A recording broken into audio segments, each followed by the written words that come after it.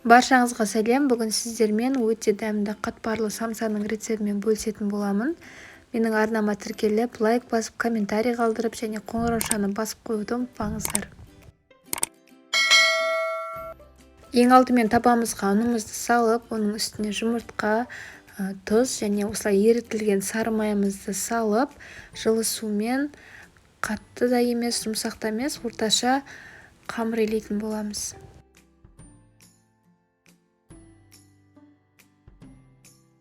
Иленген қамырымызды осылай пакетке салып 15 минутқа қойып қоямыз. 15 минуттан кейін қамырымызды бірдей тең 3 бөлікке бөліп, қайтадан пакетке салып 10 минутқа қоямыз. 10 минуттан соң әр қамырымызды жұқалап жайып шығатын боламыз. Ұнның орнына осындай кукурузный крахмалын пайдаланамыз. Бұл біздің самсамыздың қытырлақ, дәмді болып шығуы үшін.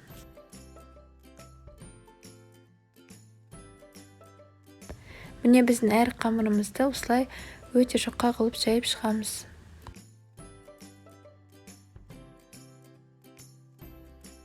Әр жайылған қамырымыздың астына осылай ерітілген сары майымызды жағып шығатын боламыз. Оның үстіне екінші қамырымызды жайып, оның үстіне де жаңағы сары майымызды бірдей жағып шығатын боламыз. Және де соңғы қамырымызды бетіне қойып, оның үстіне де сары майымызды жағып шығатын боламыз. Одан соң қамырымызды дәл осы видеодағыдай орап, одан кейін пакетке салып, шамамен тоңазытқышта 1 сағатқа қоямыз. Тоңазытқышта 1 сағат тұрғаннан кейін өзіңізге қажетті размерде қамырыңызды кесіп алатын боласыздар. Самсаны тартылған еттен жасайтын боламын. Оның ішіне пияз және татымына қарай тұз, бұрышын салып, жақсылап араластырамыз. Қамырымызды осылай дөңгелетіп, оқтаудың көмегімен жайып шығатын боламыз.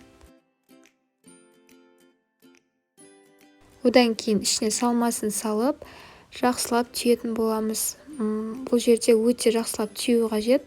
Өйткені самсаңызды төңкеріп қойған кезде ішіндегі жаңағы фарштың суы ағып, самсаңыз өте құрғақ болып шығатын болады. Сондықтан жақсылап қысып бүгу қажет. Самсамыздың бетіне жұмыртқамызды жағып, оның үстіне осылай кунжутты сеуіп шығамыз. Пешімізді ертерек қыздырып алып, 200 градуста қызып тұрған пеште шамамен 35-40 минуттай пісіріп аламыз. Міне біздің самсамыз дайын, өте дәмді болып шығады, қатпарлы, қытырлақ және орысша айтқанда өте сочный болып шығады. Міндетті түрде осы рецептпен дайындап көріңіздер.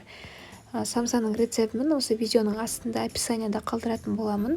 Міндетті түрде дайындап көріңіздер.